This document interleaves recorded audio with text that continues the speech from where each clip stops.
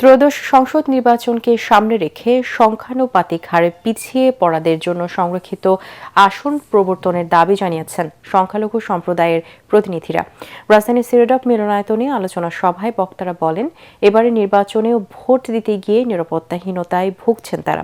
এ সময় রাজনৈতিক দলগুলোকে তাদের ইশতেহারে সংখ্যালঘুদের জন্য স্পষ্ট পরিকল্পনা ও তা বাস্তবায়নের প্রতিশ্রুতি দেওয়ার তাগিদ দেন বিশিষ্টজনেরা।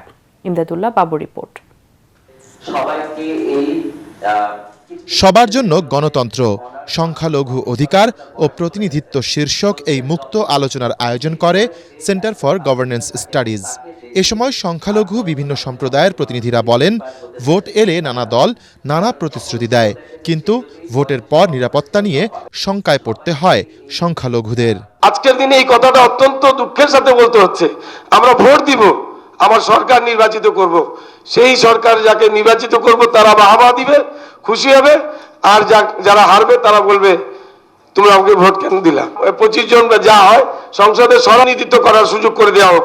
তাদের যদি নির্বাচনী ইশতেহারে যদি তারা সুস্পষ্টভাবে কোনো অঙ্গীকার না থাকে, তাহলে আমরা কিভাবে আমরা আমাদের অধিকারের কথাগুলো বলে যাব। আগামীতে যারা এই রাষ্ট্রকে পরিচালনা করবে, সেই রাজনৈতিক দল কিংবা যারা ক্ষমতায় আসবে, তারা অবশ্যই আদিবাসীদের এই যে দীর্ঘদিনের দাবি ভূমি কমিশন গঠন, সেটিকে তারা গুরুত্ব দিবে।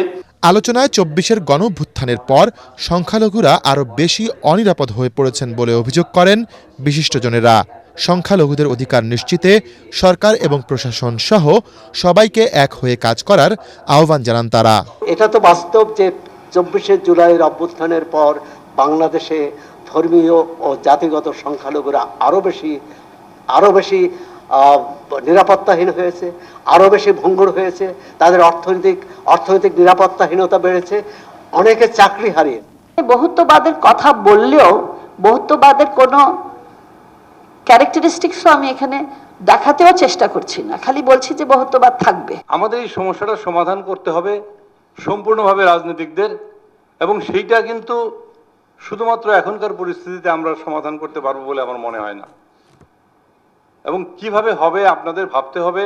সমাজের বিভিন্ন ক্ষেত্রে সংখ্যালঘুদের অন্তর্ভুক্তি বাড়াতে সরকারকে উদ্যোগ নেয়ার পরামর্শ দেন বিভিন্ন শ্রেণী পেশার মানুষ। ইমদাদুল্লাহ বাবু, ATN বাংলা, ঢাকা।